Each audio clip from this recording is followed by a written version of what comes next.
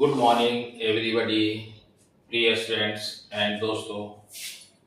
आज मणिपुर में राष्ट्रपति शासन को समाप्त करके नया सरकार का गठन किया जा चुका है और मणिपुर में राष्ट्रपति शासन जो लगाया गया था उसके क्या प्रक्रिया है, राष्ट्रपति शासन के संविधान में क्या क्या प्रावधान रखा गया है और ये करंट में टॉपिक भी चल रहा है। अभी नया सीएम बन गया है, वहां पर कौन सीएम बने हैं और 2 डिप्टी सीएम बनाया गया है, तो उसके विषय में हम लोग देखेंगे।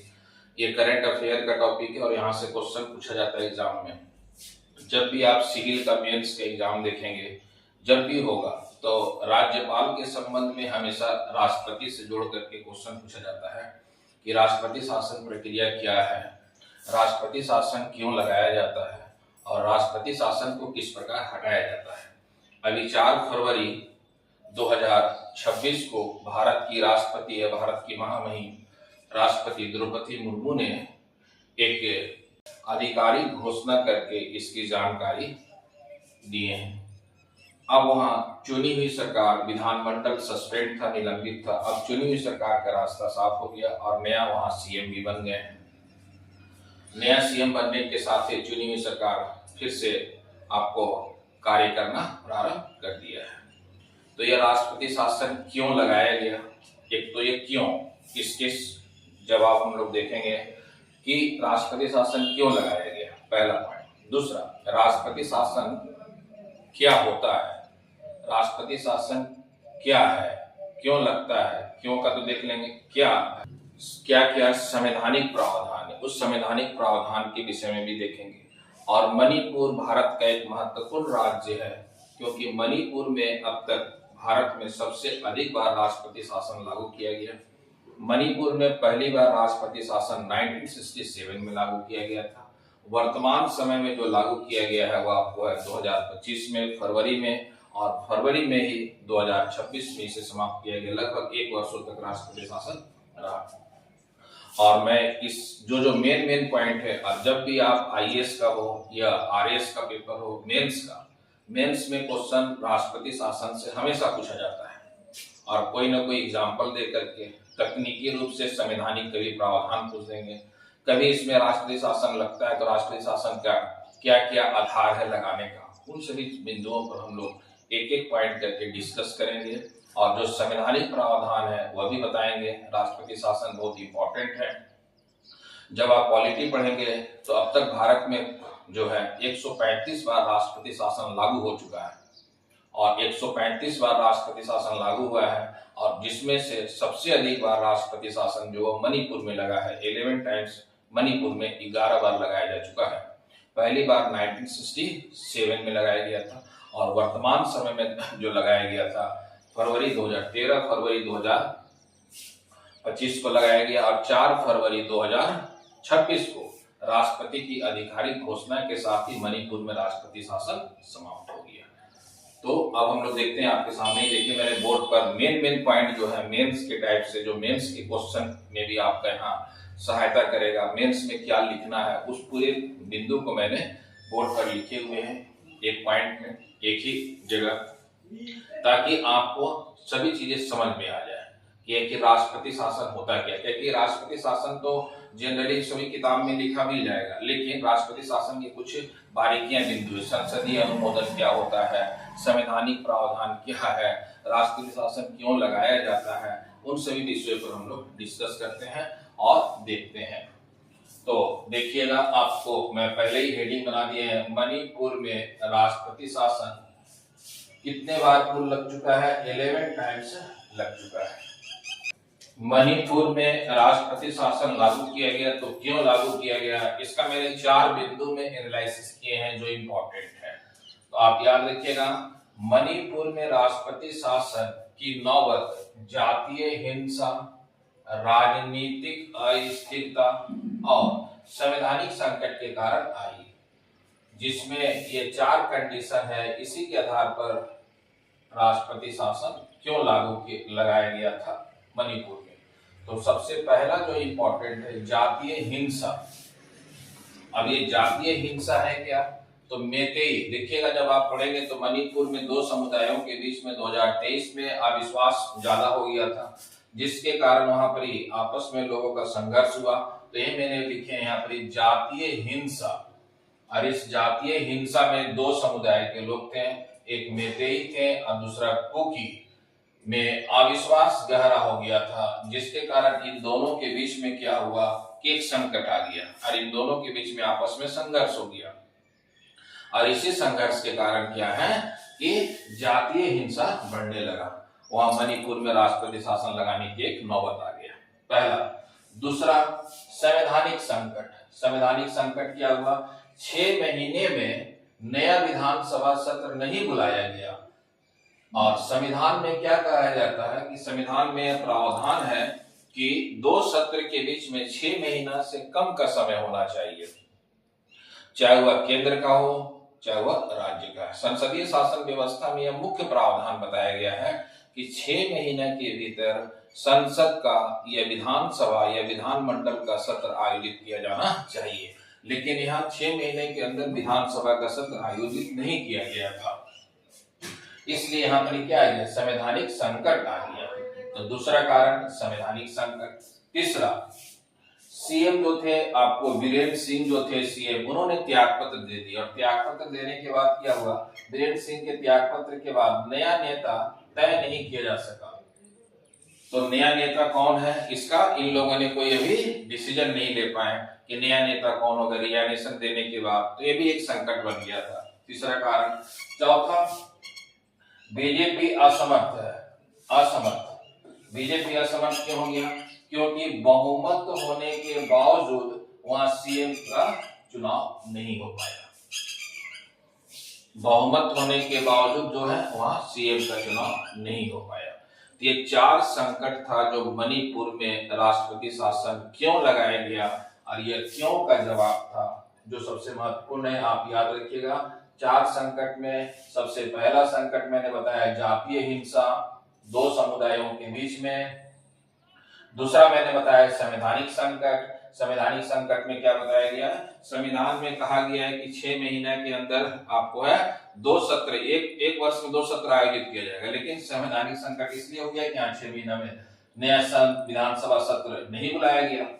तीसरा संकट हो गया कि सीएम जो वीरेंद्र सिंह थे वो त्याग पत्र दे दिए। और चौथा, जो बीजेपी असमर्थ बहुमत होने के बावजूद नया सीएम नहीं चुन पाए। ये 4 संकट है यार, यही कारण है जो मणिपुर में राष्ट्रपति शासन लागू किया गया।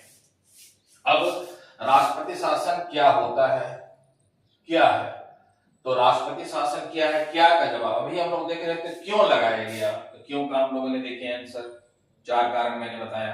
अब ये क्या है, राष्ट्रपति शासन में राज्य सरकार का नियंत्रण सीएम के बजाय सीधे राष्ट्रपति के पास होता है। कहने का मतलब हुआ कि अनुच्छेद 356 में कहा गया है कि राज्य की कार्यपालिका यदि संविधान के अनुसार कार्य नहीं करता है तो राज्यपाल के सिफारिश पर भारत के राष्ट्रपति राष्ट्रीय संकट की घोषणा करते हैं। राष्ट्रपति शासन की घोषणा करते हैं। और राष्ट्रपति शासन जब लग जाएगा तो आपको देखिए यही बताया जा रहा है कि राष्ट्रपति शासन में राज्य सरकार का नियंत्रण सीएम के बजाय सीधे राष्ट्रपति के पास होता है। और केंद्र सरकार इसके लिए अधिकार देती है। साथ ही राज्यपाल संवैधानिक सिविल सेवकों को सलाहकार के रूप में नियुक्त करता है। कहने का मतलब यह हुआ कि राज्य में प्रशासन को चलाना है तो राष्ट्रपति के निर्देशन में चलेगा। और चलाएंगे प्रमुख कौन से, राज्यपाल चलाएंगे, कि सीएम तो है नहीं। और प्रशासन चलाने के लिए राष्ट्रपति एक सलाहकार को भी अपॉइंटमेंट कर सकते हैं, जिसको कहा जाएगा सिविल सेवक के सेवानिवृत्त अधिकारी होंगे। तो ये क्यों लगाया गया ये आप याद रखिएगा, ये क्यों और क्या। इसके अलावा संवैधानिक आधार क्या है, जब किसी राज्य में राष्ट्रपति शासन लागू किया जाता है तो उसका संवैधानिक आधार क्या रखा गया है। संवैधानिक आधार में यहाँ पर 3 अनुच्छेद इंपॉर्टेंट है। संवैधानिक आधार में 3 अनुच्छेद है। एक अनुच्छेद है 355 में क्या कहा गया, दूसरा है अनुच्छेद 356 में क्या कहा गया, और तीसरा है अनुच्छेद 365। और ये तीनों ही इंपॉर्टेंट है और ये तीनों के विषय मैंने डिटेल से लिख दिए हैं कि किसी भी राज्य में जब राष्ट्रपति शासन लागू होगा तो उसका संवैधानिक आधार क्या होगा। अनुच्छेद 355 में कहा गया क्या है कि केंद्र सरकार को यह सुनिश्चित करने का अधिकार देता है कि राज्य संविधान के अनुसार कार्य करे। कहने का मतलब यह हुआ कि राज्य सरकार संविधान के अनुसार कार्य करेगा, यह सुनिश्चित करता है केंद्र सरकार, और संविधान के अनुसार कार्य नहीं करता है तब उसके बाद केंद्र सरकार कुछ अलग कदम उठाता है, जिसमें यही कहा गया है 355 में कि केंद्र सरकार को यह सुनिश्चित करने का अधिकार देता है राज्य संविधान के अनुसार कार्य करे। 355 में 356 में क्या कहा गया है? यदि राज्य सरकार संविधान के रूप से कार्य करने में विफल रहती है, संवैधानिक के अनुसार कार्य करने में विफल रहती है, तो राष्ट्रपति राज्यपाल की सिफारिश पर या राष्ट्रपति के विवेक पर राष्ट्रपति शासन लागू किया जाएगा। यह तो राष्ट्रपति क्या करेंगे कि राष्ट्रपति शासन अपने विवेक से भी लगा सकते हैं, राज्यपाल नहीं तो सिफारिश करेंगे तो राज्य में राष्ट्रपति शासन लागू हो जाएगा। जैसे राष्ट्रपति शासन लागू होगा वैसे चुनी हुई सरकार समाप्त हो जाएगा, सीएम समाप्त हो जाएगा, राज्य की कार्यपालिका यानी वो मंत्री परिषद समाप्त हो जाएगा। और विधानसभा के संबंध में दो कंडीशन होगा, ये तो विधानसभा को डिसॉल्व कर दिया जाएगा, विघटित कर दिया जाएगा, और नहीं तो विधानसभा को कुछ समय के लिए सस्पेंड कर दिया जाएगा, निलंबित कर दिया जाएगा, जैसे मणिपुर के संदर्भ में निलंबित कर दिया गया था। तो 356 हुआ। 365 में क्या कहा गया है आर्टिकल में? यदि कोई राज्य केंद्र के निर्देशों का पालन नहीं करता है, कोई भी राज्य केंद्र के निर्देश, केंद्र के डायरेक्शन का पालन नहीं करता है, तो राष्ट्रपति यह घोषणा कर सकते हैं कि उसकी सरकार संवैधानिक रूप में कार्य नहीं कर सकती है। कहने का अर्थ यह हुआ 365 में कहा गया है कि यदि राज्य की कोई सरकार, कोई भी सरकार हो, यदि राज्य का केंद्र के निर्देश, कोई भी राज्य की सरकार है और केंद्र के निर्देशों के अनुसार कार्य नहीं कर रही है, तब राष्ट्रपति जो है वहां पर कह सकते हैं कि संवैधानिक रूप से वहां पर राज्य सरकार कार्य नहीं कर सकती है। तो ये 3 अनुच्छेद है जो आपको इंपॉर्टेंट है और आपको याद भी होना चाहिए। और आप भी यह भी याद रखिएगा, यह मेंस में बहुत बार क्वेश्चन आया, इसी को एक्सप्लेन करना है और इसी सिंपल भाषा में आपको मेंस में भी लिखना है। इसका आधार क्या है, क्यों लगाया गया। अब यहाँ पर संसदीय अनुमोदन क्या होता है, इससे पहले हम लोग देख लेते हैं कि मणिपुर में पहली बार राष्ट्रपति शासन कब लगाया गया। तो मैंने देखिए यहाँ बताया है, मणिपुर में अब तक टोटल 11 टाइम्स प्रेसिडेंशियल रूल्स लागू हो चुका है। पहली बार लगा है 12 जनवरी 1967 से लेकर के 19 जनवरी 1967 तक लगा है। टोटल 66 डेज लगाया गया था पहली बार मणिपुर में। और 11 टाइम जो अभी लगाया गया है 13 फरवरी 2025 से लेकर के 4 फरवरी 2026, क्योंकि 4 फरवरी 2026 को भारत के महामहिम ने अपने आधिकारिक घोषणा करके राष्ट्रपति शासन मणिपुर से समाप्त कर दिए थे, इन्होंने घोषणा कर चुके थे। तो आप याद रखिएगा 11 बार राष्ट्रपति शासन लागू किया गया। कहां लागू किया गया है? तो मणिपुर में सबसे अधिक बार। अब यहाँ संसदीय अनुमोदन क्या होता है, संसद में अनुमोदन की क्या हो सकता है। देखिए संसदीय अनुमोदन में क्या है, पहले हम जो लिखे उसको पढ़ते हैं, उसके बाद आपको समझाते हैं। यहाँ काफी एग्जाम में क्वेश्चन पूछा जाता है। राष्ट्रपति शासन की घोषणा को 2 माह के भीतर संसद के दोनों सदनों द्वारा अनुमोदन किया जाना चाहिए। 2 महीना, जैसे राष्ट्रपति 4 फरवरी, जैसे मान ले राष्ट्रपति 13 फरवरी को घोषणा कर दिए 2025 में, तो 2 महीना के अंदर 60 दिनों के अंदर जो घोषणा किया गया है उसे संसद में दोनों सदन में पास होना अनिवार्य है। यदि दोनों सदन में पास हो जाता है तो वह 6 महीने के लिए लागू किया जा सकता है। और 6 महीना करके आप 6 महीना करके आप 3 ईयर तक बढ़ा सकते हैं।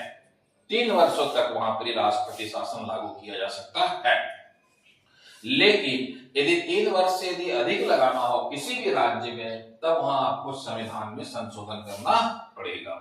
और इसके लिए संविधान में संशोधन करने के लिए आपको एक कंडीशन बना था पंजाब में 1987 से 1992 के बीच में 5 वर्षों तक वहां पर ही राष्ट्रपति शासन रहा था पंजाब में।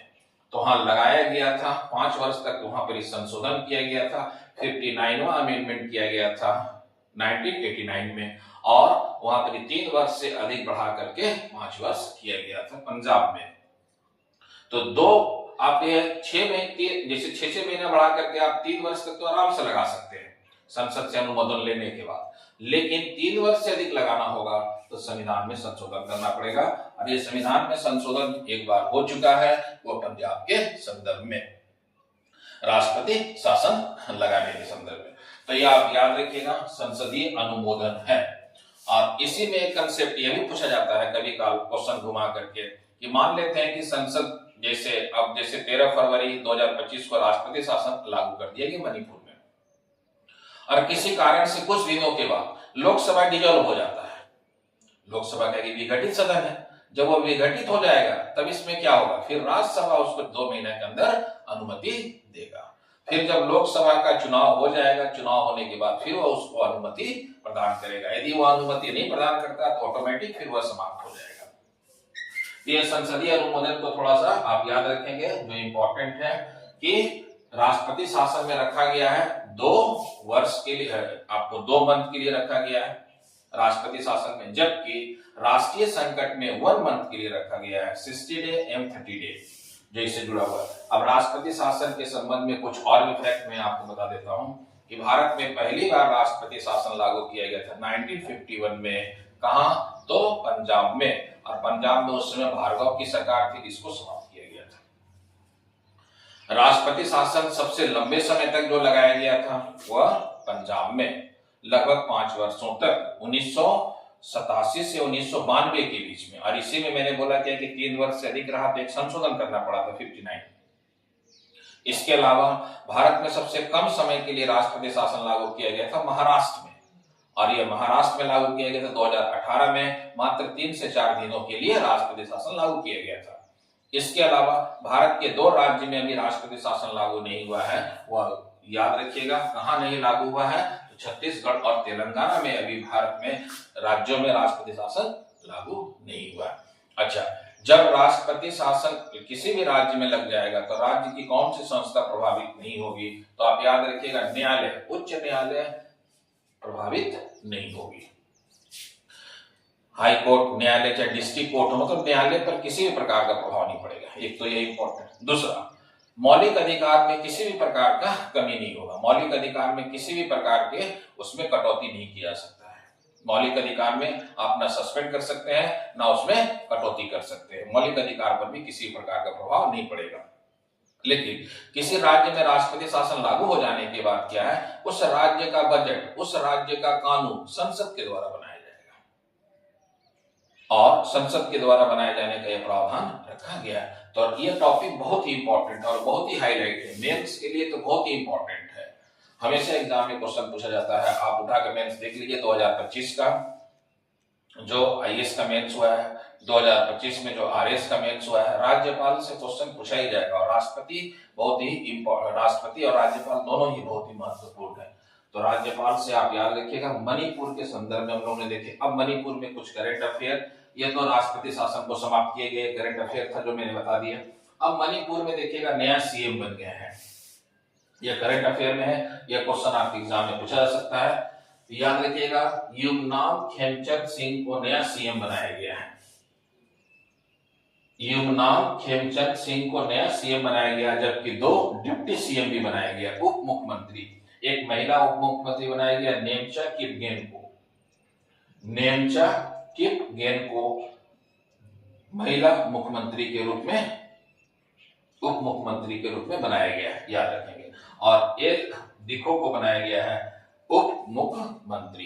तो एक तो मुख्यमंत्री हो गए और 2 उप मुख्यमंत्री बनाए गए हैं, जो आप इसे याद रखेंगे, बहुत ही महत्वपूर्ण है। करंट अफेयर मणिपुर का है और मणिपुर से जुड़ा हुआ है, इसलिए कभी भी एग्जाम में क्वेश्चन पूछ सकता है। All the best. जय हिंद, जय भारत।